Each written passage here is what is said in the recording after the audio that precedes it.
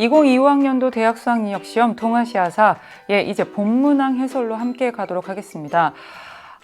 진짜 이 본문항 해설 직전까지 정말 많은 수험생들, 우리 동사 수험생들, 진짜 정말 샤이하기로 유명한 우리 동사 수험생들, 절대 수강 후기에 남기지 않고 늘 DM을 보내는 이 친구들이 되게 많은 메시지를 보내줘서 선생님이 다 하나씩 캡처도 하고 읽기도 하고 또 시간이 되는 범위 내에서 막 답장도 하고 그랬는데 우리 친구들이 많이 궁금해했던 문제 있죠. 그리고 먼저 좋은 소식 전해줘서 너무 고맙고 나도 정말 그 긴 메시지 보면서 너무 크게 감사하고 힘이 되고 막 그랬어요.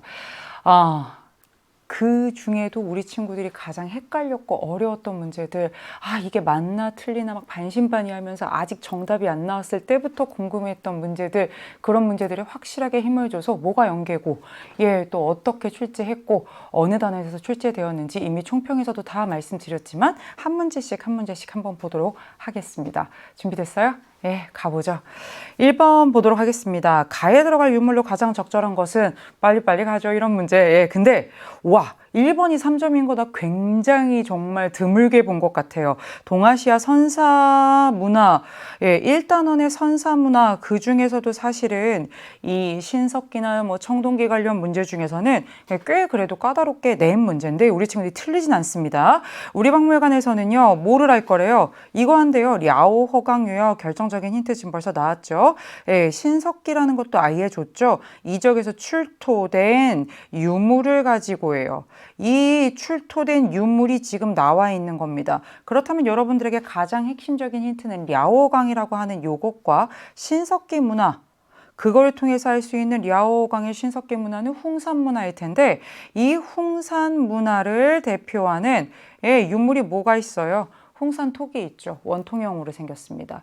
그 다음에 여신상이라고 해서 이렇게 눈 막 되게 무섭게 생긴. 그 다음에 또 뭐가 있었어요? 여기가 옥이 많이 생산됐던 곳인가 봐. 용 모양의 옥기 이런 것들이 출토가 됐죠. 그래서 여러분 정답은 1번으로 쉽게 갈 수 있고요. 2번, 3번, 4번, 5번 중에서 2번과 4번이야. 창장강 하류의 허무드 문화를 대표하는 돼지 그림 톡이, 일본 열도의 조몬 톡이라던가 이렇게 신석기 문화 유물로 구성되어 있지만 3번 같은 경우에 청동이잖아. 청동솥이잖아. 5번 같은 경우에도 뭐예요? 비파용 동검 청동이잖아요. 아예 시기도 다른 것들을 줬기 때문에 우리 친구들이 랴오강의 유물 중에서 제일 정답지로 들 나왔던 거잖아요 라고 할 수는 있으나 틀리진 않을 수 있습니다. 그쵸? 2번으로 가보도록 하겠습니다. 가 국가에 대한 탐구 활동으로 가장 적절한 것은이에요. 가장 적절한 것은 가 국가만 아시면 됩니다. 역시 1단원 문제고요. 1, 2번 다 연계입니다. 굳이 연계 표시 안 하더라도 1번이고 2번이고 내가 지금 다 이렇게 연계 표시를 안 했는데 안 하더라도 사실은 이게 수특이 없습니까? 있잖아요. 특히 항우를 물리치고 천하를 차지한 초의 항우와 한의 유방이 사실은 굉장히 대립각을 세웠지만 결국에는 유방이 승리하면서 이미 한의 황제라고 하는 힌트가 될 수 있을 만한 게 먼저 나왔어요. 그리고 이 한의 황제가 종실의 자제들을 왕으로 대거 봉했어요. 이미 종실의 자제를 왕으로 봉했다라는 걸 통해서 이 황제가 그 아래 제후인 왕을 지금 뭐예요? 피가 섞여 있는 이 사람들로 봉했다는 거예요. 봉건제의 모습들이 보여요. 동성으로 같은 그 혈연 관계로 왕이 된 자는 9명이었고 이렇게 제후국을 다스렸다. 이거는 굉장히 그 혈연에 입각한 봉건제의 모습들이 보여요. 또한 공신으로 제후가 된 자는 100여 명인데 강릉에서 서쪽으로 초까지 랄랄랄라 했고 뭐 이렇게 나왔어. 끝이야. 지금 봉건제와 관련된 얘기는 쭉 했어. 종실의 자제들, 공신으로 제후가 된 자들, 이런 자들이 이렇게 있었어. 그리고 강릉에서 서쪽으로 초까지, 북쪽에서 운중에서 농서에 이르기까지 15개의 군은 어떻게 했대? 포인트죠. 황제가 직접 다스렸어요.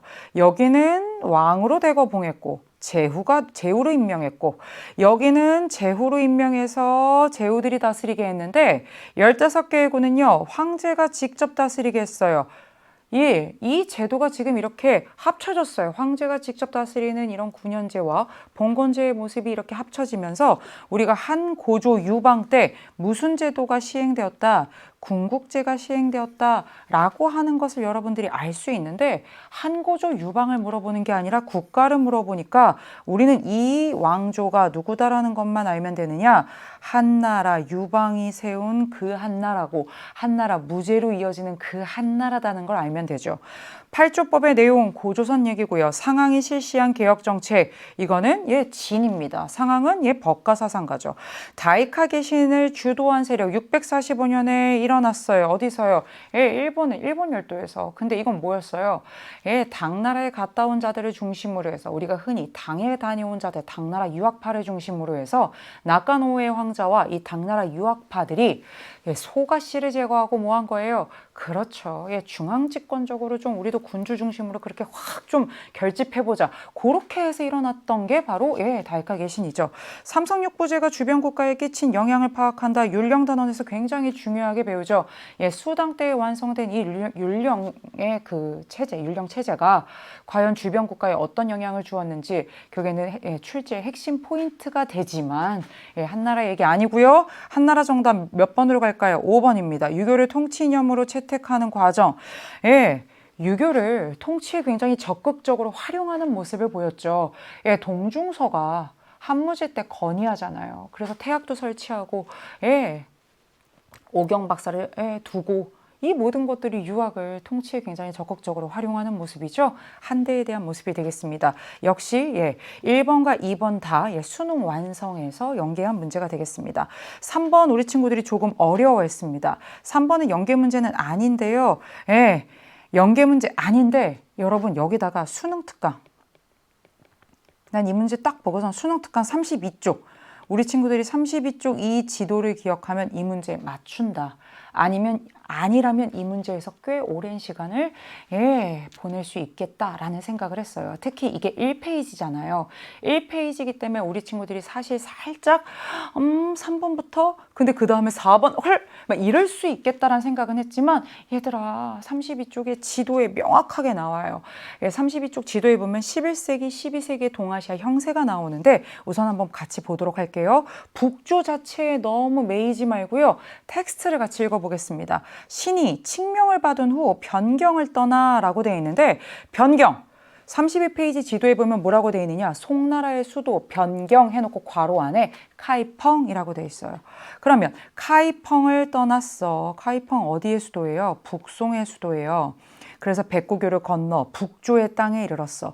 출발지는 북송의 카이펑이었는데 어디까지 간 거예요? 북조의 땅에. 그러니까 하여간 저 카이펑보다 지금 북쪽으로 갔어. 그러자 삼경이망부로부터 파견된 삼경이망부가요. 32쪽 같은 지도에 송이 이렇게 있고 송에 카이펑 딱 수도 표시되어 있고요. 그 위에 거란의 지도가 딱 나오면서 역시 도읍 표시, 수도 표시가 되면서 뭐라고 되어 있느냐? 상경임황부라고 되어 있어요. 이미 상경이니 뭐 동경이니 뭐 이런 거란과 관련된 주요 지명들이 이전의 기출에서도 출제가 된 적이 있었고 상경임황부가 거란의 수도라는 것은 이전 기출에서도 여러 차례 얘기를 하면서 말씀을 드렸던 부분이잖아요. 상경임황부는 결국엔 거란과 관련이 돼 있어. 근데 그쪽에서부터 파견된 그러니까 아마도 지금 여기에 오는 얘네들은 누구야? 거란에서 온 자들이네.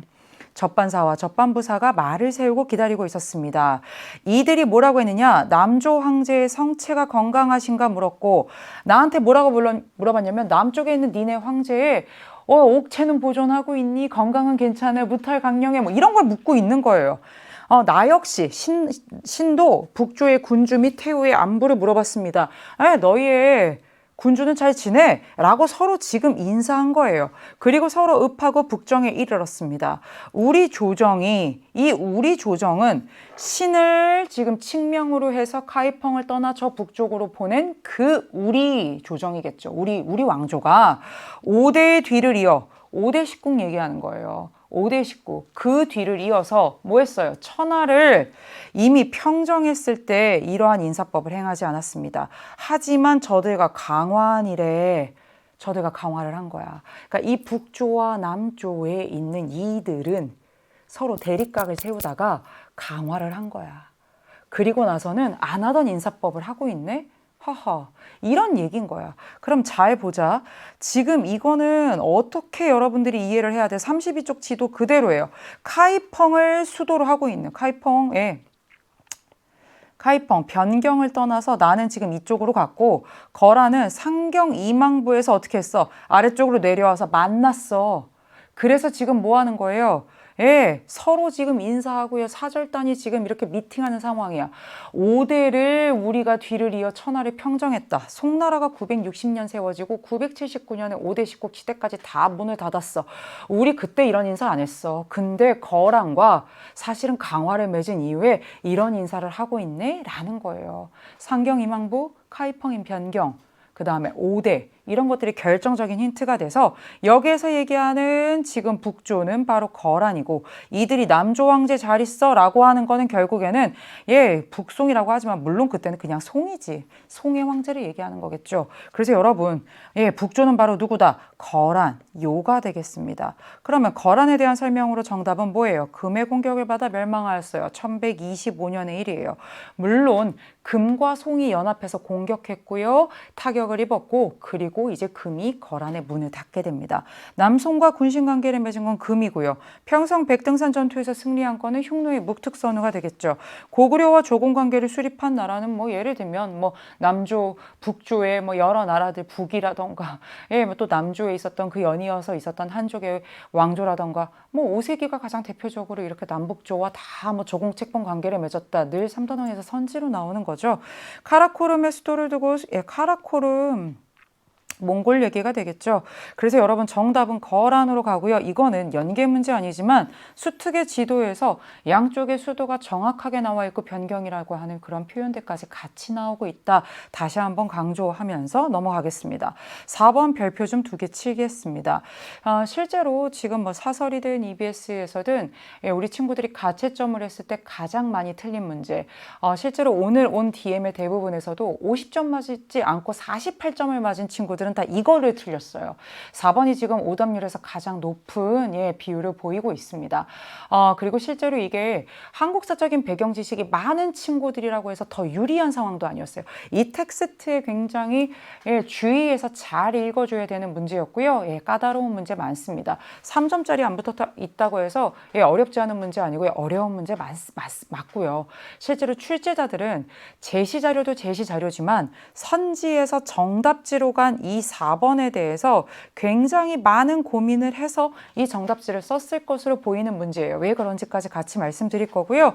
4번은 사실 수능 특강 24페이지 7세기 동아시아 그 정리되어 있는 부분에서 연계된 문제로 출제가 됐지만 사실은 그것만 가지고 여러분들이 이게 딱 명확하게 이게 연계야 라는 게 막 이렇게 대놓고 보이진 않는데 여러분 이거는 2단원과 사실은 4단원적인 지식 이런 것들이 좀 같이 좀 발휘돼야 실력 발휘돼야 되는 문제가 되겠습니다. 공의 선조는 한강 이남으로 내려와 되게 중요한 힌트가 여기 나와요. 선조들은 한강 이남으로 내려왔대요. 한반도에서 한강 이남으로 내려와서 지금 자리 잡았고요. 흑치에 봉해졌기 때문에 흑치를 성씨로 삼았다. 흑치하면 솔직히 흑치상지가 떠오르면 좋은데 사실은 그게 한국사 교육과정에서나 등장하는 이름이지 동아시아사는 아니기 때문에 실제로 이거는 뭐 흑치상지 맞아요. 뭐 흑치문대, 흑치 뭐 이제 여기 지금 뭐 덕현 뭐 사차 다 지금 흑치상진의 집안 얘기고요. 아마 그 사람과 관련된 자료에서 이게 나왔을 것으로 이제 당연히 추론은 되는데 그거 몰라도 당연히 풀 수 있어요. 근데 이 집안은 한강 이남으로 내려왔어요. 교육 과정 내에서만 쭉 설명을 드립니다. 그 가문은 대대로 달솔의 직위에 올랐는데 달솔 역시 교사인 내 입장에서 가르치는 내 입장에서 달솔은 백제의 관직이에요. 꽤 높은 관직이고요. 이 국방, 뭐 병부와 관련된 굉장히 높은 그런 급의 백제의 벼슬이에요. 근데 그거를 우리 친구들이 모르잖아요. 근데 달솔을 설명해 줬어요. 이게 굉장히 중요한 힌트가 됩니다. 가라는 나라를 파악하기 위해 달솔이 백제의 관직이다, 벼슬이다라는 걸 몰라도 상관없어. 뭐라고 설명해 주냐면 달솔이라고 하는 이 나라의 벼슬은 가라고 하는 나라의 병부상서에 해당한대. 병부라고 하는 거는 아이고 이건 들어봤어야 돼. 우리 4단원에서 율령 배울 때 당나라에 뭐를 배웠느냐? 삼성 육부를 배웠어요. 중서성, 문화성, 상서성, 그리고 그 아래 육부에 이부, 형부, 예부, 공부, 병부 나오잖아요. 그때 그 병부가 뭐예요? 내가 꼭 그 병자에는 이 한자까지 같이 적어주면서 군사병자라고 여러분들께 설명드렸어요. 달솔이 실제로 그런 역할을 하는 그런 벼슬이야 라고 설명을 쫙 해주고 있어요. 그러면 이 간은 어느 나라예요? 그 삼성육보를 채택한 수완이면 당인데 실제로 당이에요. 왜 당인지는 좀 이따 시기적인 걸로 이게 딱 당이다라고 하는 게 막힙니다. 증조부의 이름 문대고 덕현이고 뭐 사차 이거 가지고는 힌트가 안 되고요. 그 다음에 보겠습니다. 그런데 우리 황제께서 이 우리 황제는 아마 가에 걸릴 텐데요. 왜 그런지 보도록 할게요. 우리 황제가 형국공도 나나 알지. 이게 소정방인데 당나라의 소정방인지 여러분들이 솔직히 어떻게 알아요? 그냥 우리 황제가 얘를 보내서 이렇게 생각해도 상관없어요. 하여간 우리의 장군을 하나 보내서 신라와 연합하여 나를 평정하자. 그 임금 부여윤과 함께 조정으로 들어왔다는 거예요. 그 나라로 왔다는 거예요. 우리 황제의 그 나라로 왔다는 거예요. 그래서 그 나라에서 우리 황제가 걷어들여서 만년현 사람으로 삼았다라는 거예요. 그럼 잘 보세요. 우리 황제가 신라와 연합하여 나를 평정했어요. 달솔은 당나라의 지금 병부상서라고 왜 국한되는지 혹시 보여요? 우리 황제께서 누군가 A라는 장군을 보내서 신라와 연합하여 한반도에 있는 어떤 나라를 평정했어요. 고구려가 됐건 백제가 됐건 다 660년 이후의 상황이죠. 660년, 668년 뭐가 됐건 간에 이땐 당나라예요. 그러니까 간은 수나라일 수 없고 당이에요, 당. 그 다음에 보겠습니다. 이게 왜 백제냐? 첫 번째 가장 큰 힌트는 한강 이남으로 내려와서 자리를 잡았어요. 한강 이남으로 내려와서 거기가 근거지가 되어서 살았어요. 흑치상지가 백제 부흥운동을 했던 사람이다라는 것을 설사 여러분들이 모르고 여기서 흑치상지가 등장하지 않고 한국사적인 지식을 끌어오지 않아도 달솔이 백제 거다라는 것들을 우리가 모른다 할지라도 한강 이남이라고 하는 거 굉장히 큰 힌트고요. 부여융 역시 이게 교육과정상 결정적인 힌트는 아닙니다. 허나 부여풍, 부여융 그 당시 백제가 이름을 이미 사비성으로 옮기면서 어떻게 했어요? 남부여 그리고 왕족은 부여, 풍, 부여융 이게 다 의자왕의 아들들의 이름이란 말이에요. 근데 결국에는 이게 평정되고 나라가 망하자 그 왕족이 어떻게 해요? 지금 그 우리 황제의 나라인 당나라로 간 거예요. 끌려갔다는 표현은 쓰지 않았지만 입주했다고 표현했고요. 그래서 거기서 당나라인이 됐네. 그 얘긴 거예요. 나중에 부여융은 진짜로 당나라 장군으로 와가지고요. 막 백제 부흥운동도 막 이렇게 하고 막 나당 전쟁 때도 막 당나라 입장에서 막 그렇게 활약하고 그런 사람이긴 해요. 그래서 막 이 사람한테 늘 막 꼬리표가 붙어 있고 막 그러긴 합니다. 근데 그런 얘기를 다 하지 않더라도 지금 한강 이남이라고 하는 거, 그 다음에 이 우리 황제가 신라와 연합하여 여기를 평정했고 그 임금과 함께 입주했다. 라는 걸 통해서 한강이남 결정적인 힌트고요. 뭐 달솔, 부여용, 흑치상지 뭐 이런 것들도 다 사실은 서브 힌트들이 될 수는 있습니다. 그래서 여러분 간은 당이고요. 나는 백제예요. 그렇다면 문제에서 당이 아니잖아. 이거는 통일신라고. 북추밀원, 남추밀원 우리가 거란 설명할 때 늘 얘기하는 거죠. 북면관제, 남면관제와 관련된 것들이죠. 수해 공격을 받았다. 수해 공격을 받은 거에 고구려니까 이것도 아니고요. 백제인데 근데 답이 잘 안 보인다는 얘기들이 있어요. 가보겠습니다. 중앙개구리 이관팔성제를 운영한 건 일본이고요. 정답지는 4번인데요. 한사군 중 낙랑의 유민을 받아들였다. 한사군은 고조선을 멸망시키고 나서 한나라가 설치한 거예요. 임둔, 진번, 현도, 낙랑이었는데 나머지는 일찍 사실은 소멸되었지만 낙랑이 4세기까지 잔존했고 이게 4세기에 고구려의 미천왕대에 어떻게 됩니까? 문을 닫게 되는데 이 낙랑의 그러면 유민들이 그렇게 되면서 어떻게 돼요? 고구려가 여기를 평정하게 되니까 그 유민들이 남쪽으로 내려와서 사실은 이 백제 발전에 기여하였다. 이 부분이 어디 나와 있냐면 2단원 처음 시작할 때 인구 이동과 관련해서 한반도의 인구 이동 제가 이거 페이지도 여러분 알려드릴게요. 우리 친구들 이 중에는 사실은 내년도 수능을 준비하는 지금 고2에서 고3 올라가는 친구들이 이걸 제일 많이 볼 거기 때문에 여러분 내년에 나오는 수능 특강에도 2단원 딱 시작하자마자 그게 바로 나와요. 한반도 방면으로 이동해서 낙랑군 유민 일부가 한반도 남부로 이동하여 백제 발전에 기여하였다. 이게 사실은 백제 선지로 쓰는데 굉장히 사실은 용기가 필요할 수 있는 선지거든요. 근데 교과서에 낙랑이 다 나와요. 낙랑 유민 얘기가, 인구 이동 얘기도 나와요. 예, 수특에도 그대로 나오고 수완에도 그대로 나옵니다. 예, 또 한사군이라고 하는 표현도 교과서에 또 나옵니다. 그래서 한사군 중에 하나인 낙랑의 유민 얘기까지 하면서 이 단원 첫 번째 페이지에 바로 표로 정리되어 있는 현재 수특으로는 22쪽에 나오는 요 내용까지 이게 지금 정리가 돼서 정답지로 충분히 예, 연계로 쓸 수 있는 내용이 되겠습니다. 그래서 가는 당, 나는 백제. 이 문제가 아마 최고난도 문제로 변별력을 가르는 문제로 좀 생각을 했던 문제가 될 것 같습니다. 5번은 여러분들 예, 좀 쉽게 풀 수 있었을 텐데요. 연계 문제고요. 예, 연계 문제고요. 수특 61쪽 임진왜란에서 가지고 온 문제가 되겠습니다. 가하 전쟁 중에 있었던 사실이고요. 정답지도 참 많이 봤던 게 되겠는데요. 서생포 외성은 여러분 낯설 수 있어요. 서생포 외성 자체는 허나 고니시 유키나가가 처음 봅니까? 아니 설사 처음 본다 진짜 이 사람을 A라고 친다 쳐도 부산포에 상륙하면서 시작된 전쟁이라고 이미 나오죠, 여러분. 가하 중에 일본군이 쌓은 성곽으로 오늘날의 울산광역시 이때에 일본군의 중요 거점이었고 사명대사가 가토기요마사와 협상을 진행한 곳이다. 사명대사 중요한 협상, 의병, 이럴 때 맨날 얘기 나오는 사람이고요. 일본군이 물러간 뒤에도 사용되었대요. 가토기요마사 고니시 유키나가는 실제로 이 임진왜란 중에 도요토미 히데요시 명령을 받고 들어왔던 자들 중에 굉장히 선봉에 섰던 자들이 되겠고요. 예, 그리고 여러분들 요거 참 중요한 내용인데 실제로 이 부산포에서 상륙했잖아요. 그래서 시작된 전쟁이고 일본군이 상륙한 거고요. 그리고 이들이 사실은 이렇게 외성까지 만들면서 이게 그만큼 오래간 전쟁이다. 오랫동안 이들이 이렇게 성까지 만들면서 버티는 그런 부분도 분명히 존재했다라는 거잖아. 이미 그런 거 여러분들 임진왜란의 과정 속에서 여러분 잘 설명을 드렸던 것입니다.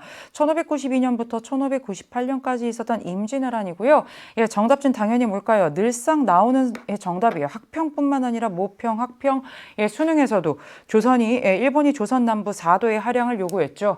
예, 왕자를 데려가겠다. 남부의 4도를 내놔라. 명나라 공주를 천황의 후궁으로 삼네 어쩌네. 가만무역 재개부터 대단히 많은 내용을 얘기하다가 강화협상이 어떻게 됐어요? 어그러졌어요. 그래서 다시 쳐들어온 게 임진왜란 중에 우리가 또 같이 배웠던 바로 예, 정유재란이기도 하죠. 그래서 정답은 4번이고요. 여진족이 후금을 건국한 건 예, 뭐예요? 아이고 넘어갔어요. 괜찮아요. 예, 1616년이고요. 전쟁 끝난 이후입니다. 국왕이 남한산성에서 항전한 거는 병자호란인데 1636년에서 37년이고요. 강홍립이 사르 전투에 출전한 건 1619년이죠. 예, 이때가 광해군 때잖아요. 그렇죠? 오다 노부나가가 나가시노 전투에서 승리한 건 임진왜란 전입니다. 이때 오다 노부나가가 센코쿠 시대의 전세를 이제 확실하게 좀 잡았어. 근데 오다 노부나가가 통일한 건 아니었잖아. 예, 죽잖아요. 그래서 결국에는 그 뒤를 계승한 도요토미 히데요시가 통일을 하게 된다. 알고 있는 내용일 겁니다. 6번으로 한번 가보도록 할까요? 예, 6번 문제입니다. 가나 군주. 이번에 이런 문제가 좀 많죠. 가나, 기억니은. 가나가 진짜 많이 나왔어요. 이번에는 아주 세부적인 연도 가지고 사이시기 이건 아니었는데 가나가 많고 기억 니은도 많아서 사료를 진짜 꼼꼼하게 잘 읽어야 돼요. 6번 문제는 우리 친구들은 사실은 그렇게 어렵게 안 느꼈을지 모르지만 예, 이제 강의를 하는 입장에서는 이 문제를 보면서 가에 있어서 우리 친구들이 힌트를 잘 찾았을까? 예, 내가 풀면서 사실은 조금 이제 신경이 쓰였던 문제이기는 해요. 왜냐하면 가라고 하는 이 인물이 구모에도 출제가 됐었어요. 구모에는 호라짐 정벌과 관련해서 명확하게 나왔어요. 가가 누구라고? 징기스칸. 근데 여기에는 호라짐을 좀 감추고요. 중아시아 일대를 얻기 위해 출정했던 사람. 다게해에 자신의 장막으로 돌아왔다. 이로써 부하라 바닥시안 카슈가르. 여러분 솔직히 이게 교과서에 있는 지도에 이게 나와요. 그렇지만 사실은 이거를 암기해서 이 문제를 푼다? 그건 절대 아니에요. 그럴 수도 없어요. 가르치는 사람의 입장에서는 나는 이 지도도 중요하고 여러 책을 통해서 이런 것들이 익숙하지만 여러분들에게 힌트가 되진 않아요. 예, 솔직하게. 예, 여러분들에게는 이거를 얻기 위한 목적이었다는 거. 그리고 나서 그 후에 근데 요거 전에 잠깐만. 근데 여기를 지배하게 됐대. 그러니까 목적을 어떻게 한 거야? 출정했는데 랄랄랄라 하는 바람에 지배를 하게 됐다는 거야. 아, 그 얘기는 뭐야? 어머, 중앙아시아 일대를 얻기 위해 출정했는데 그 지배를 하게 됐다라는 거야. 아이고, 정벌했구나 라고 하는 거 우리가 사실은 좀 예측할 수 있고요. 두 번째, 탕구투의 군주가 반란을 일으켰다는 소식을 듣고 징벌하고자 공격했대요. 이거는 사실은 이어지잖아요, 여러분. 징기스칸이, 내가 맨날 징기스칸 설명할 때마다 하는 게 1227년에 멸망하는데 징기스칸이 테무친이 징기스칸이 되고 나서 얼마나 사실은 서화에 대해서 공격을 열심히 합니까? 예, 호라즘도 마찬가지지만 서화 공격 굉장히 열심히 하죠. 그리고 실제로 징기스칸이 사망한 것도 이 서화의 정벌의 그 시기잖아요. 그리고 나서 진짜 뭐 며칠 상관도 안 되잖아요. 아, 그래서 지금 이런 것들이 힌트가 돼서 여러분들 가는 누구다라고 지금 여러분들이 딱 시험 볼 때 쓸 수 있었느냐? 징기스칸. 이미 9월 달에도 한 번 나왔다는 거고요. 나 같은 경우에는 대리를 정복한 지 20여 년이 지났다라고 하는 사실은 시기적인 힌트를 좀 더 주고 있습니다. 우리가 그 남송이 정복되던 시기에 그런 지도를 보면, 그 지도를 보면 나와요. 얘 대리가 있다가 없어지는 게 보여요. 근데 설사 그렇지 않더라도 물론 대리도 힌트가 됩니다. 그리고 나서 20여 년이 지났다라는 거. 지금 이 13세기 후반의 상황인데 나는 그리고 이 바얀도 한 번 출제가 된 적이 있어요. 바얀이 대군을 이끌고 남쪽으로 가가지고 마지막 남은 강남을 정복하게 했어요. 마지막 남은 강남을 창장강을 건넌 뒤 건강에서 세 길로 나눠가지고 고정선에 도달해가지고 결국엔 군주와 신하를 보내 최후에 남송이 어떻게 망했는지가 출제가 최근에 된 적이 있어요. 그래서 사실은 이 바얀만 가지고 문제를 풀어라 그러면 어려운 문제가 될 텐데 시기적으로 우선 대리가 정복하고 나서 20여 년이 지났어. 그래서 1279년 지금 남송이 멸망할 즈음이다라는 거를 사실은 준 거예요. 출제자들 입장에서는. 우리에게 이게 막 대단한 힌트가 안 된다 할지라도. 그리고 마지막 남은 강남을 정복하려고 창장강을 건너서 그래서 어떻게 했어요? 항복했잖아요. 그 항복의 과정이 사실은 예전에 안 나온 게 아니에요. 그래서 1279년 남송의 멸망 상황과 칭기스칸이 지금 뭐 한 거예요?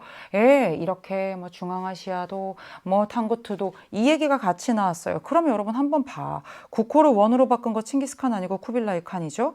고려 정벌을 시작했습니까? 고려 정벌은요, 우구데이 칸. 1231년에 처음 가잖아요.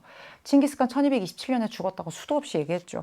베트남의 원정군을 파견했어요. 베트남의 원정군은 3번이나 가지만 실제로 1250년대 그리고 1280년대 이렇게 가기 때문에 쿠빌라이 칸에는 해당이 될 수 있어도 징기스칸은 어렵죠. 난징에서 베이징으로 천도한 건 누구예요? 명나라 영락제죠. 지금 이거는 왕도 달라지죠. 그 다음에 두 차례에 걸쳐 일본 원정을 단행했다. 1274년과 1281년 쿠빌라이 칸이 두 차례 원정을 단행하였다. 쿠빌라이 칸의 업적으로 여러분들이 굉장히 중요하게 공부를 하고 있는 내용이 되겠습니다. 정답 6번의 정답 5번이 되겠고요. 7번은요. 이거 올해 모평에도 평가원에 나왔던 거고요. 수능 완성 역시 연계 문제가 되겠습니다. 뭐 수능 완성 32쪽 5번 문제에서 거의 뭐 좀 많이 좀 차용을 했던 문제이긴 한데요. 실제로 이렇게 한번 출제가 된 적이 있잖아요. 올해 기출에서요. 우리는 내주에 있는 노산에 도착하였는데 그곳 사람들이 말하기를 일본 승려와 속인들이 현재 등주 법화원에 있어요. 등주 법화원은 산동반도에 있는 법화원이라는 걸 좀 더 강조해요. 이 법화원이 여러분이 아는 그 적산 법화원이에요. 등주는 보통 산동반도에 있는 그 어떤 뭐 이 지역을 좀 더 강조하고 싶을 때 등주란 표현을 쓰고요. 적산법화원 수도 없이 여러분들이 들었어요. 누가 했다고요? 장보고가 세웠다라고 배웠어요. 그래서 대사를 만나기 위해 그곳으로 가려 했습니다. 그런데 우리가 출발한 날 대사께서 일본으로 가는 일본 배를 타기 위해 남쪽으로 떠났다는 소식을 들었고 못 만났나 봐. 뭐 그런 거잖아. 전등대법사 운신이 삼가 아래입니다. 옛날 대사께서 같은 대사예요. 법을 구하기 위해 어떤 법? 부처님의 법, 구법활동. 우리 구법승이란 표현 많이 배웠잖아. 구법이 뭐예요? 법을 구한다고요. 이때 법이 법률이 아니잖아요. 부처님의 진리를 구하기 위해 다니는 승려. 당나라 오대산, 이거 강원도 오대산 아니고 당나라 오대산도 이미 기출됐잖아요. 그 오대산, 한국에 있는 강원도 오대산 아니고 우리가 흔히 얘기하는 그 정말 부처님의 법을 구하는 사람들이, 승려들이 가는 그런 영험한 산, 그런 의미가 있는 산, 반드시 거기는 가야 된다고 얘기되는 그런 곳에서 만났다고 하고 마침에 구하는 바를 이뤘다고 하고 그 가르침을 본조에 들여와 그러니까 자기네 나라에 들여와 국가를 진호하고, 이 진호라는 뜻이 여러분들에게 당연히 낯선데 이 진호라고 하는 뜻이 우리가 얘기하는 국가불교, 호국불교 이런 식의 표현들을 이제 일본에서 이런 식으로 표현을 하는 것뿐인데 설사 모른다고 해도 여러분 일본에서 당나라 갔다가 다시 당나라 적산법화원, 등주법화원에 머물다가 다시 일본으로 돌아와서 일본에서 이렇게 크게 영향력을 미친 사람, 구세기 앤닌 말고 지금 누구 더 떠올라요, 여러분? 앤닌이야. 그러니까 정답이 뭘로 가요? 입당 구법 순례행기. 발음도 안 되지. 시간이 늦어가지고. 입당 구법 순례행기. 이게 구세기에 갔다 와서 쓴 거잖아. 그래서 뭐라고 여기에 기록이 남아있어요. 장보고와 그 신라인들에 대한 진짜 그 스페셜 땡스 투, 땡큐 베리 감사, 그 내용이 여기에 있잖아요. 실제로 둘은 살아있을 때 만난 사이가 아니에요. 근데 정말 얼굴도 못 본 그 장보고의 은덕을 입은 거잖아. 신라인들의 도움을 받은 거잖아. 그래서 되게 진심 어리게 고마워하는 그런 내용들이 있어요. 왕호천 축국전을 집필하였다. 해초고요. 쇼토쿠 태자의 스승은 해자. 뭐 교육과정에 해자가 나오고요. 뭐 해총, 뭐 해자 얘기가 나오는데 고구려 승려 해자 기억하시면 되겠죠. 참선을 중시하는 선종을 개창한 거, 중국의 달마대사, 그 왜 지금 달마도 할 때 그 눈 땡그란 그 달마대사. 일본의 계율과 수계 방식을 전하였다. 상당히 오래 많이 나왔었죠. 앤닌 아니면 이 사람이 나왔잖아. 8세기에 당나라 승려 감진입니다. 감진은 당나라 승려인데 일본으로 간 사람. 됐죠. 8번으로 가도록 할게요. 8번은요. 헌법 반포의 영향으로 가장 적절한 것은이에요. 사실 올해도 이 헌법이 여러 차례 출제가 됐었어요. 평가원에서요. 그래서 여러분 심지어 대일본 제국 헌법과 그 대일본 제국 헌법 이후에 그 제국의회가 설립된 게 이미 올해 출제가 됐어요. 그래서 우리 친구들이 이 문제는 잘 풀었을 거라고 나는 사실 믿고 있어요. 어땠는지 모르겠지만 근데 오늘 내가 받은 DM 중에는 8번 틀렸다고 물어본 친구는 아직까지 없었는데 맞았으면 좋겠어요. 도쿄 전체가 헌법 반포를 앞두고 그 준비를 위해 말로는 다 표현할 수 없을 정도로 소란하였다. 가는 곳마다 봉축문, 축하할 때 축자예요. 조명, 행렬 등의 준비가 분주했다. 그런데 어느 누구 하나의 헌법의 내용을 아는 이가 없었다. 헌법이 이틀 뒤에 반포가 됐어요. 천황의 앞쪽에는 고관들이 쫙 정렬했고 그 뒤쪽에는 만약에 혁명이 없었다면 지금은 입장이 바뀌었을 도쿠가와 가메노스케가 있었다. 여러분, 도쿠가와 가메노스케가 사실은 누군지 모르더라도 도쿠가와가 여러분 귀에 박혀야 돼요. 도쿠가와가 어떤 가문이에요? 도쿠가와 이에야스, 도쿠가와 요시무네. 도쿠가와 이들이 누구예요? 에도 막부의 쇼군 가문이에요. 그러니까 만약에 혁명이 없었다면 메이지 유신으로, 그러니까 말 그대로 왕정이 복고됐어. 그러니까 대정봉안으로 결국에는 막부가 아니라 천황이 화려하게 진짜 들어와서 천황 중심의 이 메이지 시대가 열리지 않았다면 여전히 하고 있었을 도쿠가와가 독구가 누구가 여기 있네. 그 얘기인 거잖아. 그 옆에는 양복 복장의 상투를 튼 시마즈 다다요시. 시마즈 다다요시 솔직히 우리 친구들이 다 어떻게 알아요? 이 사람이 이제 한때 다이묘였던 뭐 그런 사람이야. 뭐 콧방귀 좀 꼈던. 근데 지금 천황이 메인이고 천황의 이름으로 지금 메이지 헌법이란 이름으로 대일본 제국 헌법이 1889년에 선포되고 있어요. 적어도 그 혁명이 있었기 때문에 이들이 지금 메인인 거고요. 없었더라면 도쿠가와 랄랄랄라가 이거였겠지. 하지만 혁명은 있었고 지금은 천황의 시대라는 것을 지금 알려주고 있잖아요. 그리고 나서 1890년 결국에는 어떻게 됩니까? 맞아요, 여러분. 제국의회가 설립되잖아요. 이게 바로 그 헌법 제정 이듬해에 있던 일이 되겠습니다. 중체서용은 양무운동 때의 기치가 되죠. 자위대 전신인 경찰 예비대는 언제요? 1950년 8월, 굳이 월까지 얘기하는 건 6.25 전쟁 발발 직후라는 걸 강조하기 위해서. 교육이 꼭 쳐서 언젠가 수능에 나왔는데 진짜 많이 틀렸죠. 이거는 고종이 1895년에 교육을 통해서 지덕체를 겸비한 인재를 양성하겠다라고 하는 것을 밝힌 내용이 되겠습니다. 번을 폐지하고 현을 설치했다. 이게 메이지 정부가 했던 아주 중요한 내용인 건 맞죠. 이게 패번치연이니까. 그런데 메이지 정부 얘기를 찾으라는 게 아니라 헌법 반포의 영향이야. 아까 적어도 헌법 반포가 미친 결과잖아. 그러니까 그 이후의 상황을 골라야 되고 가장 직접적인 인과 이게 여러분들 이미 굉장히 숙련되어 있는 부분이 되겠습니다. 9번이 가볼게요. 가나 국가입니다. 아이고 다낭을 안 갔는데 어떻게 알아요? 그러지 말아요, 여러분. 다낭 안 갔어도 풀 수 있는 문제고요. 문제 재밌더라고요. 진짜 내가 이제 성대모사 잘하면 이 문제 재밌네. 막 이렇게 한번 해보고 싶은데 다낭 박물관에 간 거야. 여행 컨텐츠. 다낭 가면 얘들아.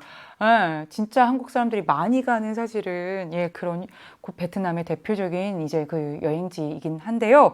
굉장히 역사적인 곳이기도 해요. 개항장이기도 했고요. 그래서 여러분, 진짜 한번 가보면 안 돼요? 가주면 안 될까? 중부 베트남의 대표적인 박물관으로 다낭의 역사를 알 수 있는 곳입니다. 특히 2층 전시실에는 19세기 베트남이 가해 침략을 받아 보호령이 된 후, 독립운동을 한 그 전시물을 살펴볼 수 있다는데 19세기 베트남은 누구에 의해서 개항을 하죠? 프랑스죠. 제1차 사이공조약. 그리고 1880년대 프랑스에 의해서 보호령으로 보호국화되죠. 그러면서 사실상 식민 지배를 받고요. 그죠? 응우의 낭조가 명목상 존재는 하지만 그러니까 가가 프랑스라는 거 알 수 있어요. 적어도 베트남의 역사를 여러분들이 한 번 정도 근대 이후에 7단원 이후에 정리했으면 이 문제 풀어야 돼요. 7단원, 9단원 사실은 연합 문제라고 할 수 있는데 그리고 통킹만에서 자국군함의 피격 사건을 빌미로 본격적으로 전투부대를 파병한 나와의 전쟁 1964년 자국의 군함이 피격됐대. 북베트남의 공격을 받았대. 그러면서 전투병 파병했어. 지상군 투입했어. 그게 누구였어? 미국이었잖아. 그래서 베트남 전쟁이 되게 본격화됐잖아. 그래서 여러분 나는 미국이에요. 그러면 가는 프랑스, 나는 미국을 넣어서 문제가 풀리는지 보겠습니다. 프랑스는 19세기 후반 청과의 전쟁에서 승리했죠. 이걸 어떻게 알아요? 설명했는데 청푸전쟁. 이게 갑신정변 시기랑 겹치는 것도 여러분 알고 있죠. 그래서 갑신정변 때 우리 친구들 그 급진계합파 그 김옥균이니 박용현이 이런 자들이 청군의 일부가 철수할 것에 대해서 확신했잖아. 왜요? 청푸전쟁을 해야 되니까 청군이 다는 아니더라도 철수할 것이다. 그래서 사실 갑신정변에 준비하는데 그게 굉장히 중요한 국제정세로 작동하잖아요. 1884년에 발발한 청푸전쟁 얘기하는 거고요. 여기서 프랑스가 승리하면서 청나라는 이제 베트남에 대해서 종주권이니 조공책봉이 어땠느니 이런 얘기 하기 어려워졌겠죠. 그죠? 그러고 여러분 이제 이거는 프랑스야. 그죠? 니은 카이로 회담에서 수뇌부가 연합국 대표로 참여했어요. 카이로 1943년에 이거는 사진도 보여준 적 있어요. 미영중, 루즈벨트, 처칠, 장제스가 모여서 한 회의가 되겠죠. 개항장인 상하이에 조계를 설치했다. 미국도요. 프랑스 조계만 있어요? 미국도 있어요. 미국, 영국 공동조계 있어요, 여러분. 상하이는 개항장이에요. 그리고 굉장히 여러 나라가 그 난징 조약으로 개항된 상하이에 굉장히 많이들 진출해요. 침투하고요. 그래서 실제로 뭐 각국 조계뿐만 아니라 공동 조계를 설치하고요. 미국도 여기에 해당합니다. 태평양 전쟁 시기 미드웨이 해전에서 승리했다 그러면 이거 미국이에요. 근데 패했다 그러면 일본입니다. 미국이 여기서 승리를 하게 되면서 실제로 이 태평양 전쟁의 전세가 바뀌었다라고 표현을 하고 있죠. 그래서 여러분 정답은 뭘로 가요? 기역과 디귿이니까 2번이 정답이 되겠다. 이렇게 여러분들 가시면 되겠습니다. 10번으로 가보도록 하겠습니다. 10번. 밑줄 친 기역, 니은. 이것도 기역, 니은 두 개잖아요. 그러니까 지금 읽어낼 게 많아요. 10번 문제는 연계 문제입니다. 수특에서 연계했고요. 수특 151쪽 8번에서 가지고 온 문제인데요. 문제 풀 수 있어요. 중국 군함이 곧 와서 곧 도착한데 공조 참판 이중하를 영적권으로 보내 이를 처리하겠대. 그러니까 지금 중국 군함 커밍 순이에요. 이 윤호하였대. 이미 허락했대. 적도가, 적들의 무리가 라는 표현이죠. 지금 이 얘기를 하고 있는 이 조선의 조정의 화자는 기역을 적이라고 표현하고 있어요. 그들이 전주를 함락했대요. 세력이 성해져 정부가 비밀리에 위안스카이와 의논하고 구원을 청한 바 있었어요. 1894년 동학농민운동 당시에 동학농민군이 정말 믿기 어렵지만 황룡촌 전투, 황토현 전투에서 연이어 승리하고 전주성을 어떻게 했어요? 점령했어요. 조선 정부는 어떻게 했어요? 청군한테 SOS를 쳤어요. 그래서 청나라가 오기로 했다는 거예요. 지금 그 얘기예요. 그래서 실제로 이 기역은요, 동학농민운동을 이끌고 있던 그 무리들, 동학교도들, 동학농민군, 그들, 동학농민군, 그들이 적도인 거죠. 이거의 화자는 지금 중국한테 SOS를 친 그 화자니까 동학농민군들이 지금 전주성을 함락했어. 전주성을 점령했어. 그 얘기를 하고 있는 거고요. 산둥성에서 봉기한 청국의 폭도, 청나라 입장에선 폭도일 수 있었겠지만 산둥성에서 봉기해서 나중에 텐진 베이징까지 그의 세력을 확대했던 이들은 누구예요? 의화단 운동이죠. 외세를 배격하자예요. 부청멸양이에요. 그래서 나중에 사실은 이 청나라 정부에서도 이들이 부청멸양이니까 청을 도와서 서양 세력을 멸한다니까 이렇게 방조하고 뭐 그런 모습들도 보이잖아요. 근데 보니까 영국인 선교사 한 명과 크리스트교 신자를 살해했대. 이거 좀 우와, 얘네 규모 봐. 서양 세력에 대한 극도의 반감을 보이고 있죠. 철로와 전신철로도 여러 번 파괴됐어. 서양 것이야. 서양에서 들어온 문물이라고 생각하니까. 그래서 베이징의 공사관까지 위협을 받자 외국 대표들이 모임을 갖고 청국 정부에 해결해 라고 건의했고 결국에는 이 의화단 운동은 8개국 연합군에 의해서 어떻게 됩니까? 그렇게 되잖아. 진압되잖아요. 그래서 여러분 기역은 동학농민군, 나는 의화단을 얘기합니다. 동학농민군이 군벌 제거를 위해 북벌에 참여해요? 아니죠. 북벌은 1926년에 국민혁명군, 그 당시만 해도 사실은 아직은 제1차 국공합작이 되어 있는 상태에서 출발을 하다가 중간에 1차 국공합작이 결국엔 파기가 되고 결렬이 되고 그 이후에 계속 북벌을 재개해서 가게 되죠. 아니죠. 메이지 유신을 본받아 정변을 주도해요. 이건 갑신정변 설명이 되겠죠. 홍수전의 지휘를 받은 거는 의화단이 아니라 태평천국운동이 되겠고요. 의화단 운동은 외세 개입에 의해 진압되었어요. 무려 8개국 연합군에 의해서 진압됐고요. 기역과 니은이 의회 개설을 요구했습니까? 아닙니다. 지금 의화단은 굉장히 반서양, 멸양이라고까지 얘기를 하고 있고요. 동학농민군은 의회 얘기를 하는 게 아니라 악습을 타파하고 탄건우리를 처벌하고 자신들이 요구하고 있는 개혁, 이런 것들을 말 그대로 현실로 만들어주기를 바라는 그런 요구들을 하고 있죠. 그래서 여러분 정답은 뭘로 간다? 4번으로 여러분들이 충분히 갈 수 있습니다. 11번입니다. 가 막부에 대한 설명인데요. 이 역시 우리 친구도 잘 맞출 수 있는 문제라고 판단되는데 어땠어요? 1번에 갔던 이 나용유 가지고 푸는 문제 아니에요. 근데 귀국에 이거는 지워버려. 이 사람 가지고 푸는 문제가 아니라 힌트 첫 번째 1번에 갔다 왔는데 뭐라고 하냐면 지금 귀국에 출몰하는 해적은 규슈 지역의 난신들로 마스우라 등 서쪽 섬의 할거에 노략질을 하는 왜구들이래. 해적들이래. 규슈는 서해도에 속해 있으나 고다이고 천왕이 남쪽으로 내려간 이후에 이 나훈은 몰라도 되는데 일본의 고다이고 천왕은 모르면 안 된다. 내가 정말 피를 토하는 심정으로 여러 차례 설명했어요. 고다이고 천왕과 고묘 천왕. 언제? 무로마치 막부 만들어지고 나서 바로 어떻게 됐어요? 나뉘었잖아요. 남북조의 그 혼란과 대립을 얘기할 때 고다이고 천왕이 천왕을 상징하는 그 심벌 가지고 남쪽의 요시노로 가서 내가 정통이야 라고 하고 있다 그랬잖아요. 이게 무슨 시대예요? 그래서 아시카가 가까워지는 위쪽에 그 교토에 북조라고 해서 새로운 천황, 고묘천황을 옹립하고 무로마치 막부 이미 열었는데 고다이고 천황은 무로마치 막부 고 초창기에 지금 어떻게 했어요? 내려가서 요시노에서 버티고 있잖아요. 지금 그 상황을 얘기하고 있는 거예요. 아, 무로마치 막부다라고 하는 게 여기에 명확하게 지금 나와 있어요. 14세기 전반에 지금 날뛰는 그 왜적들, 왜구들에 대해서도 설명하고 있고요. 첫 번째 힌트. 그 다음에 두 번째, 무로마치 막부 초창기의 그 남북조의 혼란 상황까지 주고 있습니다. 그러면 이건 무로마치 막부예요. 무로마치 막부 하면 늘 정답지로 가는 게 거의 늘 불문율처럼 모였어요. 4종 교과서에 다 나오는 명나라와 가만무역을 15세기에서 16세기 뭐 하고 있다? 하고 있는 막부가 되겠습니다. 신패를 발급한 거 에도 막부죠. 청기령 해제 이후에 청나라 상인들이 와도 너무 많이 오니까 은유출을 좀 컨트롤하기 위해서 당해 사신을 파견했어요. 7에서 9세기 견당사 기억하시면 되겠죠.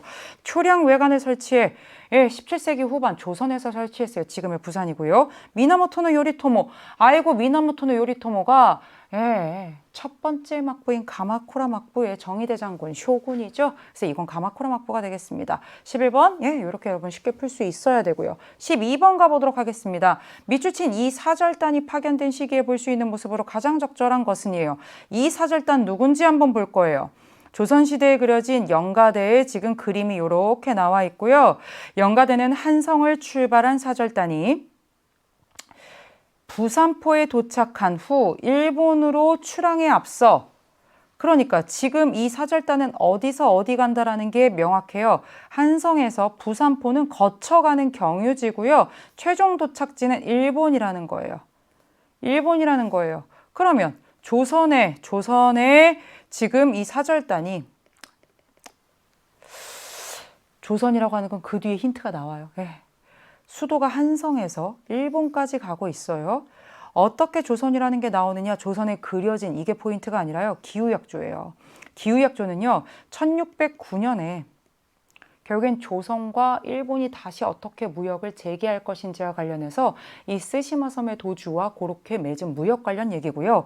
그 2년 전인 1607년에 첫 번째 이 사절단이 간 이래 200년 동안 12번 갔다 온 그 통신사를 얘기해요. 그 사절단을 얘기해요. 조선국왕이 보낸 국서라는 것까지 나왔죠. 해유록 이것도 진짜 많이 출전으로 여러분 그동안 동사 진짜 많은 사료가 다 이거였어요. 이 사절단 통신사가 가서 본 것을 기록한 것이거든요. 그러니까 통신사 문제가 나올 때 해유록에서 얼마나 많이 출제가 됐겠어요. 이게 유네스코 세계 기록유산으로도 등재가 되어 있습니다. 그렇다면 통신사라는 거 알았고요. 통신사는요. 1607년부터 약 200여 년간 12번 갑니다. 17에서 19세기 이 시기에 국한되는 걸 골라라 하는 문제가 됩니다. 그럼 한번 아닌 것부터 빠바바박 거봐요.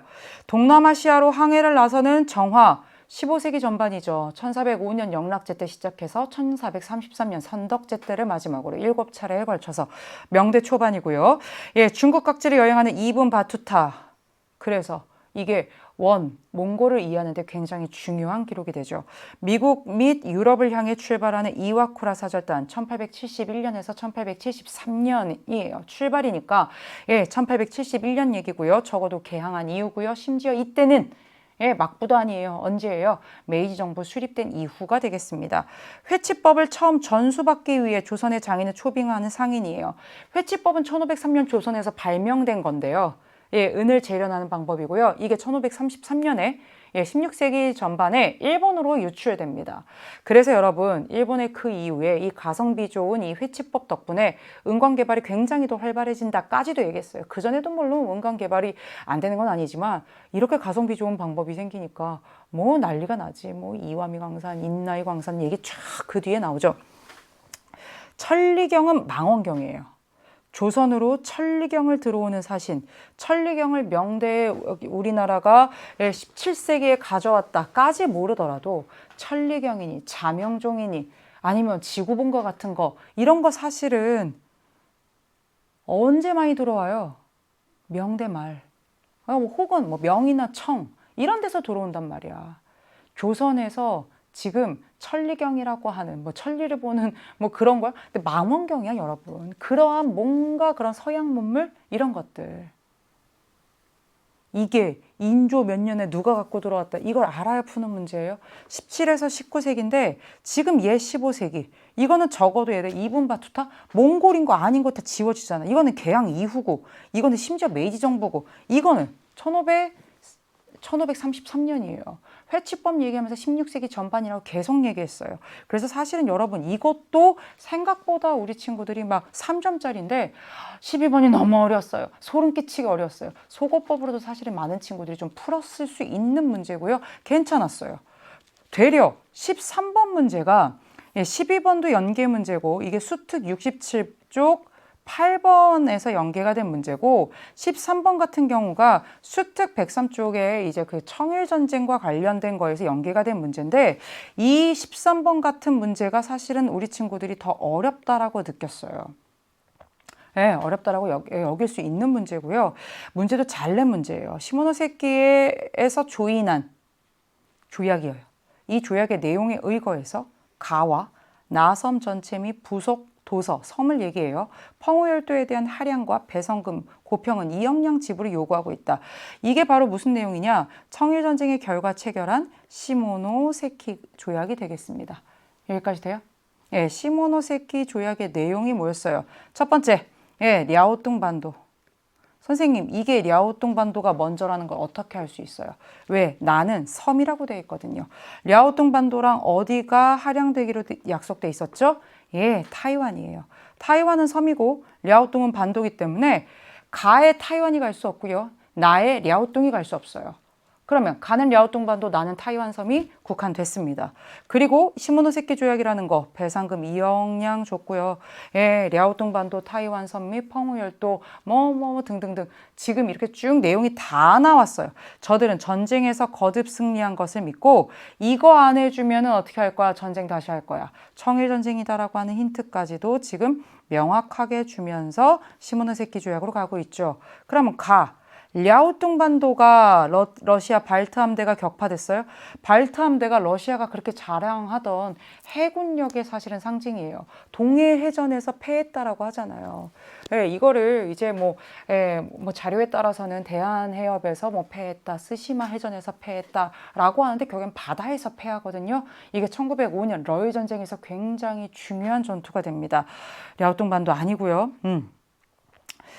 랴오뚱 반도는 21개조 요구에서 이권이 거론된 도시를 포함하고 있다.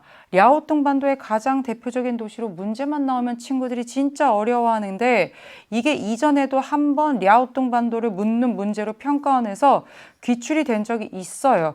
리순과 다롄이 이 랴오뚱 반도에 있는 대표적인 도시예요. 뭐 리순 과목 이런 거 얘기할 때 얘기한 적이 있어요. 그리고 이 리순과 다롄은요. 조차권과 관련해서도 선생님이 21개조 요구를 설명할 때 아주 중요하게 설명했어요. 21개조 내용이 일본이 1915년에 산둥반도의 이권만 요구한 게 21개조 요구예요. 21개조나 요구를 했는데 산둥반도에서 독일이 갖고 있던 이권을 우리가 갖겠다도 있지만 리순과 다롄, 조차권 99년으로 연장. 99년이면 진짜 긴 거 아니에요? 그 내용이 여기 들어간다. 진짜 중요하게 여러 차례 강조한 내용이 되겠습니다. 장제스가 이끄는 국민당 정부가 옮겨간 곳이다. 이 국민당 정부가 옮겨간 곳 타이완 1949년에 국홍내전에서 국민당 정부가 패해요. 그래서 어디로 가요? 타이완으로 가잖아요. 1949년 연말의 일이에요. 그래서 타이완에서 국민당 정부가 뭐 그 49년 사실은 그 계엄령이 선포된 상황에서 그 국민당 일당으로 쫙 가잖아요. 정답은 니은 디귿이고요. 그러면 리을 가볼까요? 파리 강화 회의에서 일본의 권익으로 인정된 게 타이완이 아니라 일본의 권익으로 인정된 곳은 바로 산둥반도에 대한 이권이에요. 그대로 일본이 가져라 라고 해서 사실은 중국에서 반발이 컸잖아요. 그래서 여러분 정답 3번이고요. 어려울 수 있는 문제입니다. 다만 얘네들은 여러분들이 지금껏 반복을 안 하지 않았어요. 실제로 국공내전에서 패하고 나서 이 장제스가 타이완 섬으로 이동한 거는 굉장히 중요하게 여러 차례 얘기를 했던 내용이 되겠습니다. 21개조 요구에서 이권이 거론된 도시, 조차권은 이권이잖아요. 그 지역을 내가 점유하고 말은 빌린다고 하지만 결국엔 점령하고 그거를 99년 연장하겠다라는 거잖아요. 그거 이권이잖아요. 랴오동 반도의 대표적인 이 도시들이 언급됐다. 정답이 니은 디귿이 되겠고요. 14번으로 가보도록 하겠습니다. 14번 미추친 포고가 발표된 시기 동아시아에서 볼 수 있는 모습으로 가장 적절한 것은 그림은 포병, 지금 포를 쏘고 있잖아. 에도성에서 오포를 쏘는 거예요. 이게 나노자예요, 나노. 그러니까 결국에는 지금 시간을 알려주려고 쏘는 거야. 에도성에서 민들을 향해서 이거를 쏴서 뭘 어떻게 하겠다가 아니라 시간을 알려주고 싶은 거야. 어떻게? 일본인들은 개항 이후에 서양 문물이 들어오면서 근대적 시간에 접하게 되었어요.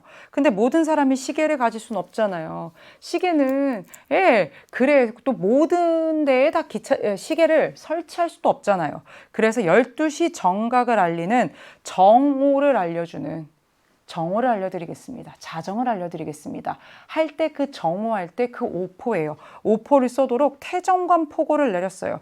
태정관 포고, 태정관 일본의 행정을 담당하는 그곳 있잖아요. 그러면 여러분 잘 보세요. 그 이듬해 요코하마와 도쿄 사이를 잇는 철도가 최초로 개통되면서 여러분 철도가 최초로 개통된 게 언제예요? 1872년인데 이게 그 이듬해잖아요. 그러니까 이 오포를 쏘고 있는 이때가 퇴정권 포고를 내리고 있는 이때는 1년 전인 1871년이 될 것이고 이때는 무슨 정부 시기예요? 메이지 정부 시기다라는 거 우리 친구들이 알 수 있는 거예요. 1871년에 볼 수 있는 모습으로 여러분들 가봅시다. 여권 통문 발표를 취재하는 기자, 어려운 선지지만 여권 통문은 여러 차례 출제됐습니다. 그래서 우리 친구들이 은근히 외우고 있죠. 1898년 북촌의 양반 여성들이 여학교 설립, 여성들의 교육에 대해서 주장을 한 거고요. 태평천국 수도를 함락하는 한인 관료, 1850년대부터 60년대까지 태평천국 운동 굉장히 활발했지만 결국엔 이용장이나 중국번과 같은 한인 관료에 의해서 1860년대에 어떻게 됩니까? 진압되죠. 아이고 이거 너무 옛날, 너무 이제 앞쪽으로 가는 얘기잖아요. 샤먼에서 영국 영사에게 재판을 받는 영국 상인. 샤먼은 뭐예요? 난징 조약 때 그 5개 개항장, 광저우, 상하이 말고 샤먼, 있잖아. 1842년에 난징 조약의 체결로 결국에는 그때 뭐 한 거예요? 개항을 한 개항장이에요. 그러면 그 이후에 결국에는 여기는 개항장이니까 영사에게 재판을 받는 영국 상인 볼 수 있겠죠. 뒤로 좀 열리고 있어요. 그죠? 그래도 나머지 걸 더 보겠습니다. 교육 치거를 낭독하는 교사, 이것도 우리 친구들 암기하고 있는 연도죠. 사실 연도 문제 거의 대놓고 나온 거는 이 정도인데 1890년 제국의회뿐만 아니라 황제에게 충성하는 신민들을 양성하기 위한 교육 치거가 발표가 되죠. 도쿄대학 개교식, 이것도 우리 친구들이 이미 평가원 문제에서 여러 차례 봤습니다. 1877년이죠. 그래서 여러분들이 난징 조약으로 그 이후에 개항된 얘네가 열려서 1871년까지 계속 볼 수 있는 장면은 3번이 될 수 있다. 정답 14번에 3번이 되겠습니다. 15번으로 가보도록 하겠습니다. 교사의 질문에 대한 학생의 답변입니다. 정말 자주 나오고 정말 중요한 수능 특강에도 정말 도배가 되어 있는 연계 문제가 되겠습니다. 이거 뭐예요?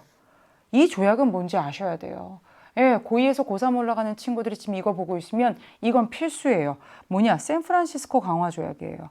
제가 수능 개념에서부터 강조하는 거고요.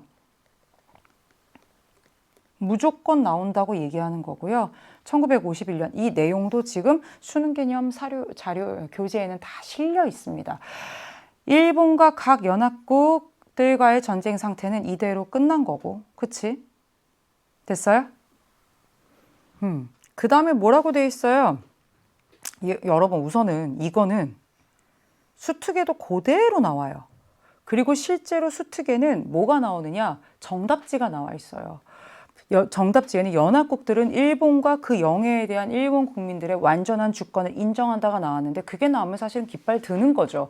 근데 그렇지 않고 여기는 요것만 딱 줬어요. 지금 일본과 연합국이 전쟁을 중지하고 매듭 짓고 있는 조약이라는 것이고, 연합국이 일본에 대해서 청구권이나 이러한 것들을 포기한다. 지금 전쟁에 대해서 매듭을 짓고 있는 상황이다라는 거예요.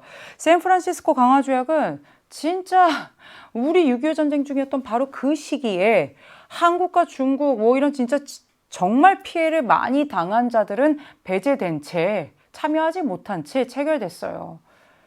네, 미국의 샌프란시스코에서 연합국이 그 수십 개의 연합국과 일본의 관계를 지금 이렇게 매듭을 져주고 있는 거예요. 그러면서 일본이 화려하게 주권 국가로 뭐예요? 복귀한 거죠. 이게 샌프란시스코 강화조약의 가장 핵심 내용이 되겠습니다. 그러면서 늘 한계로 같이 얘기가 되는 게 뭐예요? 전쟁에서 가장 큰 피해를 입은 당사자들은 정작 참여하지 못했어요.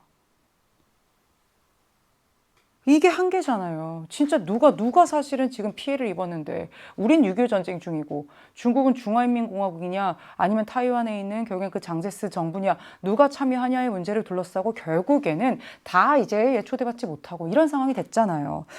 미일 군사동맹 관계는 같은 날이에요. 물론 같은 날이에요. 미일 안보조약이라고 합니다. 미일 안전보장조약이라고도 하고요.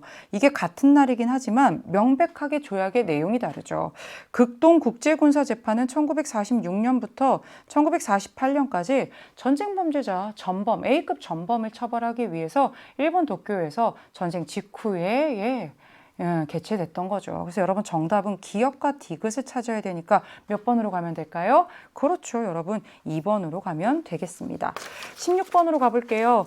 많은 친구들이 이제 16번 얼굴을 처음 보는 사람이어서 여러분 처음에는 좀 당황했는데 문제를 읽어보니까 전혀 문제가 없었어요 라고 말하는 문제예요. 왜냐? 이 사람의 얼굴은 사실은 여러분 모를 수밖에 없어요.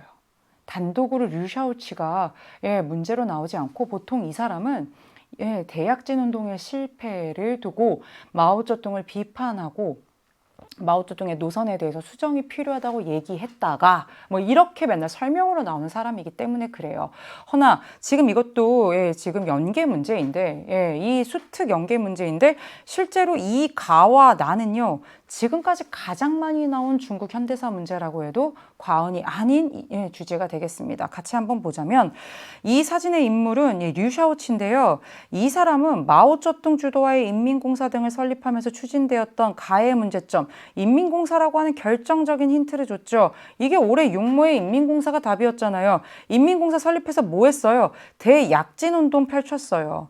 공업이랑 농업이랑 두 마리 토끼를 다 뭐 하겠대요? 잡겠대요. 그러다가 어떻게 됐어요? 두 마리 토끼 다 못 잡았어요. 오히려 아사자가 얼마나 많이 나왔어요? 알잖아요.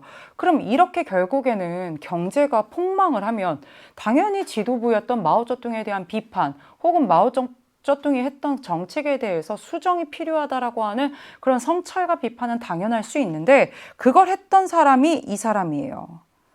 아니 쫓아내자도 아니었어. 그냥 사실은 정책이 좀 수정이 필요하다라면서 비판했어요. 물론 마오쩌둥에 대한 비판일 수 있죠. 근데 이 마오쩌둥이 자본주의적인 요소의 도입을 주장하는 세력을 숙청하고자 주도한 당시 홍위병들의 표적이 되어 국가주석에서 물러난 뒤 사망했어요. 이 사람이 류샤오치예요. 실제로 나에 들어갈 게 뭐예요? 홍위병 나왔죠? 문화대혁명이에요. 그게 안 나오더라도 인과가 명확하죠. 마오쩌둥은요, 대약진 운동의 실패를 어떻게 타개했느냐, 자신을 비판하고 정책의 수정이 필요하다라고 하자, 이거 순수한 사회주의 아니야. 자본주의 냄새 다 배겼어. 이거 다 자본주의, 이거 지금 물들었어. 이거 다 숙청해야 돼. 반대파를 숙청하는 건데 겉으로는 자본주의적인 요소를 배제한다. 이 마오쩌둥을 추앙하고 완전히 마오쩌둥 막 이래가면서 이 마오쩌둥 반대파 숙청에 앞장섰던 바로 그 젊은이들이 홍위병이잖아요. 문화대혁명은 시기가 어떻게 됩니까? 1966년부터 1976년이죠. 그렇다면 이 각각의 시기를 여러분들 한번 보도록 하겠습니다. 도이머의 정책은 1986년 이후니까 아니고요. 예. 대약진 운동 시기에 일본의 거품 경제가 붕괴되어 이건 1990년대 초반 상황이니까 아니고요. 4.19 혁명이 전개되었다. 1960년이니까 아니고요. 중일 공동성명이 발표되었다. 중일 공동성명이 뭔데요? 계속해서 중요하게 나오는 중국과 일본의 국교 수립이에요. 어떻게 국교가 수립돼요? 중국에 미국에 닉슨이 갔던 1972년에 갔다 오고 난 이후에 중국과 일본도 아주 급물살을 타면서 같은 해인 72년에 중일 공동성명으로 국교가 수립되죠. 이게 72년도의 일이니까 요 사이 시기고 여러 차례 기출해서 정답지로 문화대혁명 시기에 있었던 일로 나왔습니다. 여기에서 헷갈릴 수 있는데 미중 국교 수립 72년도 닉슨 갔다고 바로 안 됐다 그랬어요. 계속해서 그 타이완 이슈 이런 것들이 계속해서 절충이 정말 결코 쉬운 지점들은 아니었기 때문에 1979년이 되어서야 국교 수립이 돼서 문화대혁명이 종료된 이후가 되겠다. 그래서 여러분 16번의 정답은 4번으로 가면 되겠습니다. 17번 가나 왕조에 대한 설명이에요. 이것도 역시 한 개의 왕조만 묻지 않았죠. 허나 할 수 있어요. 황제의 숙부인 섭정왕이 영을 내렸다. 남방의 문무관원에게 유시를 내리니 잘 들어 이거야. 야, 잘 들어 이거예요. 너희는 숭정제가 난리로 인해 생을 마감하여 가가 멸망할 때 굴 속에 호랑이처럼 숨어 있었다. 숭정제는 명나라의 마지막 황제예요. 목을 매달아 죽어요. 근데 설사 그렇지 않더라도 지금 이 왕조가 멸망했어요. 이 왕조가 어디 뭐예요? 경사에서 난리가 나가지고 생을 마감한 가가 멸망할 때 명인 것 같긴 한데 잘 모르겠어요. 그럼 잠시 넘어가 봐요. 지난날 태조께서 흥경 허투할라에서 건국한 후 태종께서 국호를 뭘로 바꾸었고 청으로 바꾸었고 홍타이지 그 얘기하는 거예요. 지금 황제께서는 사나이관을 넘어 중원으로 들어왔다. 이게 언제예요? 청이 1644년에 오삼계가 사나이관 열어주면서 결국엔 들어오잖아요. 명나라가 이자성의 난으로 1644년에 멸망해요.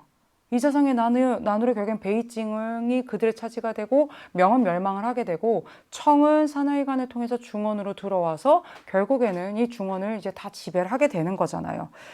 니네 명나라 멸망할 때 그렇게 남쪽에 확 은둔하면서 지금까지 그렇게 있었지. 근데 니네 이제 제대로 협조 안 하면 가만 안 둔다? 그거예요. 그래서 가는 명나라, 멸망한 왕조 명을 얘기하고요. 나는 건국했어. 그리고 지금 태종이 국호를 청으로 바꿔서 그리고 우리는 1644년 사나이관을 넘어 중원까지 왔고 우리 지금 이렇게까지 된 청이야. 그러니까 똑바로 협조해. 그 얘기인 거야. 그러면 가는 명이고 나는 청이에요. 청계령을 해제한 건 청나라니까 아니고요. 맹한모국제 금나라에서 실시하죠. 맹한모국제와 주연제 이원적인 통치체제 금나라니까 아니고요. 일본과 조공책봉 관계를 맺어요. 청이요? 아니요. 명이면 일본에 물어맞힌 막부와 조공책봉 맺죠. 근데 일본이 에도막부 시기에 청과 조공책봉을 맺진 않아요. 교역은 합니다만. 장거정을 등용해요. 장거정은요 명나라 16세기 후반에 대대적인 개혁을 했던 일조편법 전국 확대하고 그랬던 재상이잖아요. 가나 한반도에 군대를 보냈다. 명나라도 보냈죠. 임진왜란 때. 돕겠다라고 하는 조공국을 돕겠다는 명분이지만 사실은 랴오뚱 넘어가고 나면 텐진 베이징이니까 사실은 자국의 이익을 위해서 온 거지만 임진왜란 때 참전한 건 사실이죠. 그리고 청나라는 침략하려고 오잖아요. 정묘호란, 병자호란 결국 군신관계 맺고 가잖아요. 둘 다 온 거 맞네요. 그래서 여러분 정답은 뭘로 간다? 5번으로 가면 된다라는 겁니다. 18번으로 가보도록 하겠습니다. 18번은 낚이지 않으면 여러분 맞출 수 있는데 낚였을까 봐 그게 좀 걱정돼요. 이거를 혹시 1993년 비자민당 연립정권이라고 생각하면 안 돼요. 왜냐면요 여러분 여기에서 명확하게 보세요. 자민당이 패했다가 아니라 민주당이 과반수를 넘긴 308석을 차지했어요. 야, 480개에서 여러분 300개 이상이면 압승 아닙니까, 솔직히? 일본에서 지금 자민당이 패한 게 아니라 지금 그게 포인트가 아니라 민주당이라고 하는 하나의 정당이 굉장히 압도적으로 승리를 한 거예요. 그러니까 비자민당 연립정권이 만들어졌던 그 55년 체제였던 그 93년은요. 자민당이 과반을 차지하지 못했고 나머지 정당들도 막 엄청나게 큰 건 아니어서 연합해서 뭔가를 만들었어. 근데 지금 봐봐. 480에서 308석을 누가 하나의 정당이 차지했어. 그러면 민주당 정권이네. 어떤 민주당? 일본의 민주당 정권. 그때 사실은 배출된 총리가 하토야마 총리예요. 아직도 기억나요. 그게 굉장히 대대적으로 보도가 됐었어요. 2009년의 일이고요. 그리고 또 이 하토야마 총리의 아내가 굉장히 우리 막 드라마 막 이런 거를 되게 좋아하고 막 그렇다고 해서 막 소개도 하고 막 그게 막 뉴스에도 나오고 막 그랬던 기억이 있어요. 근데 이 민주당 정권의 선생님이 약정 공약 있잖아. 우리 거의 마지막에 했던 약정 공약에서 일본사만 따로 연표 정리해줬던 거 기억해요? 베트남사랑 일본사, 뭐 한국사, 중국사 다 해줬지만 거기서 일본사, 현대사 정리해주면서 아예 연표 마지막에 2009년 일본 민주당 집권 그리고 실제로 얼마 가진 못해요. 일본에서 그 엄청난 사실은 자연재해가 있었죠. 그러면서 사실 원전 사고까지 이어지고 근데 그거를 이 하토야마 정권이 민주당 정권이 잘 대처하거나 수습하지 못했다라고 하는 비판이 좀 있었어요. 그래서 사실은 그 다음에 다시 자민당이 재집권을 하게 돼요. 그게 2012년의 일이다 하면서 연표가 마무리가 돼요. 그게 약정 공약 마지막에서 연표 마무리의 끝이에요. 거기까지 과도하다 싶어도 다 해드렸어요. 교과서 4종에 이게 다 있기 때문에. 그래서 여러분, 연도 한번 가볼까요? 일본과 타이완의 국교 수립 1화 평화조약 52년입니다. 한일 기본조약 1965년이죠. 한국과 일본의 국교 정상, 국교 수립이고요. 10월 유신, 박정희 정부 시기에 72년 10월 비상결명 선포되고 유신헌법이 만들어지죠. 한중수교 1992년, 한중수교니까 아예 한일 아니고요. 한중이고요. 천수희벤 총통 당선 타이완 상황인데 2000년에 여야가 교체됩니다. 그래서 2009년에 있었던 일본 민주당 정권의 탄생. 여기 바로 정답 마니까 5번으로 여러분들 가면 되겠네요. 됐습니까? 19번으로 가보도록 하겠습니다. 역시 18번도 어려운 문제였던 거 맞습니다. 19번은요. 이게 성세자생도를 좀 활용해서 문제 낸 건데 이게 나왔으면 사실은 우리 친구들이 잘 풀었을 거예요. 그게 힌트가 되니까. 근데 당연히 안 주죠. 가에 들어갈 내용으로 적절한 것을 보기에서 골라보래요. 타이완이 복속된 이래 이게 가장 큰 힌트가 되겠습니다. 여기 수저우에 사람도 많아지고 교육도 활발해졌어. 그 수저우의 번화함에 대해서 보여준 게 고소본화도, 성세자생도라고 하잖아요. 근데 거기에 지금 말풍선에 막 지금 이렇게 막 출연하고 있잖아요. 사람들이. 이게 이렇게까지 자세하게 난 보지도 못했는데 진짜 우리가 이거 보면 이걸 좀 활용한 것 같긴 한데 수저우에 사람 이렇게 많고 교역 이렇게 활발해 사람 이렇게 많고 배 상점 이런 거 이렇게 많이 등장해 타이완이 복속됐어. 타이완 복속된 거 뭐 얘기할까요? 1662년부터 1683년까지 이 동네에서 반청운동했던 세력이 있어요. 정씨 세력이에요. 근데 그 정씨 세력이 어떻게 된 거예요? 진압이 되니까 타이완이 복속됐다라고 표현하고 수저우 교역도 엄청 더 활발해. 담배도요. 사실은 신작물이라고 나름은 힌트를 좀 준 거예요. 저 배에는 뭐 이런 거 줬어요. 수저우의 번화함을 보여주는 이러한 그림과 타이완의 복속을 알려주는 요 시기를 통해서 지금 저 배에는 아마도 요 시기와 관련된 내용들이 들어가 줘야 되겠죠. 그 시기에 볼 수 있어야 될 거 아니에요. 쩌낭조에서 보낸 사신도 타고 있을 것이다. 이것도 선생님이 약정 공약. 베트남 베트남 거기에서 선생님이 과도하다 싶지만 쩌낭조가 1225년이고 1400년에 끝난다라는 것도 연표에서 보여드렸어요. 다만 이걸 외울 필요는 없다. 다만 뭐라고 했느냐? 국호는 똑같이 대월이지만 이 쩌낭조가 몽골의 침략을 어떻게 했다? 막아낸 그 쩌능다오의 그 왕조. 쩌능다오. 그래서 여러분 이거는 지금 뭐예요? 그 원나라 몽골이 침략했을 때 13세기와 관련해서 맨날 나오는 게 쩌낭조의 쩌능다오잖아. 그러니까 적어도 이거는 제낄 수 있어야 돼요. 연도를 모르더라도. 근데 심지어 연도도 연표를 통해서 연도까지는 외울 거 없지만 쩌낭조는 몽골로 기억하라고 얘기를 했어요. 슈인장을 소지한 상인들에게 판매할 물건, 슈인장은요 1635년에 에도막부에서 금지시켜버려요. 슈인장 가지고 붉은 도장 허가 딱 해가지고 무역 그거 하게 했더니 웬걸 이들 배후에 크리스트교 세력이 있다라고 얘기를 했고, 그래서 결국에는 어떻게 해? 슈인장 무역 금지시켜버리잖아요.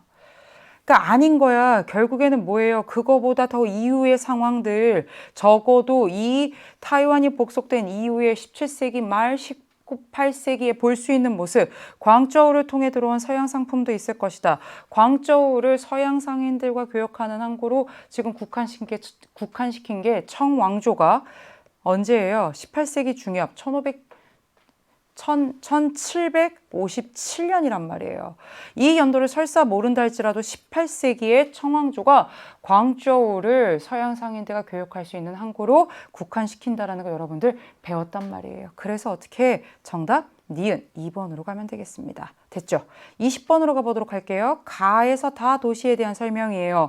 도시가 많이 나오지만 이 도시 역시 지금 18, 19, 20번은 진짜 약정 공략에서 도시 특강 해드렸어요.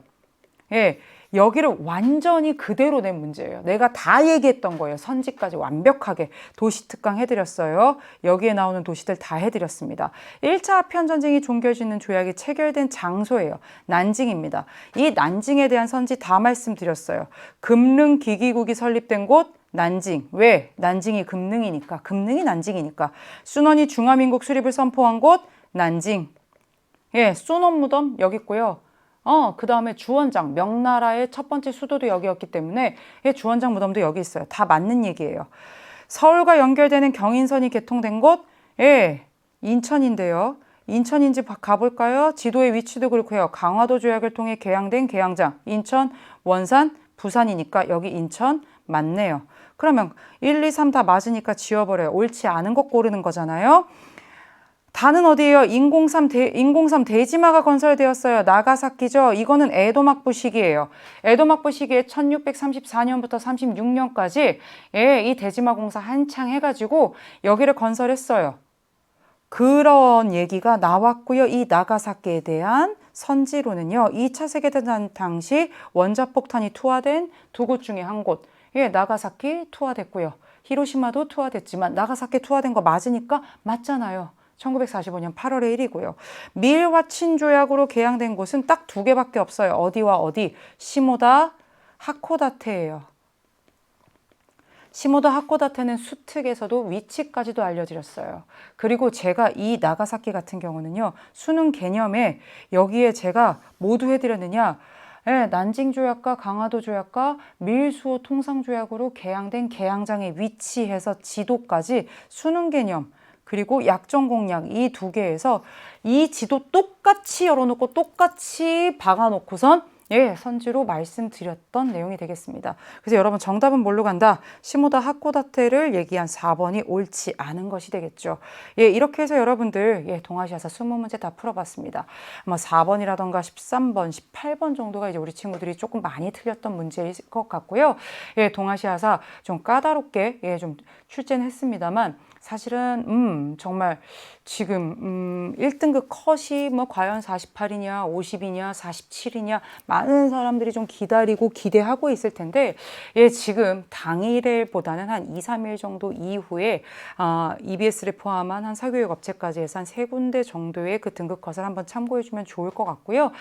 결과 2주 뒤에 나올 때까지 여러분들 지금 남아있는 수시 과정들 지금 뭐 논술부터 면접까지 정말 많이 남아있잖아요. 그 그 과정들을 충실하게 하면서 또 우리 정시 친구들은요, 예상 등급 컷을 가지고 또 여러분들 계속해서 상담을 병행하면서 정말 마지막까지 우리 친구들 힘을 냈으면 좋겠습니다. 정말 오늘 수능 보느라 고생 많았고요. 또 이 강의를 내년도 수능 준비를 위해서 보고 있는 친구들 이제 파이팅이 이제 시작이란 얘기를 하고 싶고요. 또 우리 동사대군들 지난 1년 동안 함께 해준 거 정말 고맙고요. 그리고 오늘 잊지 않고 이 모든 연락을 정말 많이 다이렉트 메시지로 보내준 우리 친구들의 의리와 그 마음에 진심으로 감사드리면서 동아시아 수능 해설 강의를 이것으로 마치도록 하겠습니다. 동아시아사는 처음부터 끝까지 바로 EBS.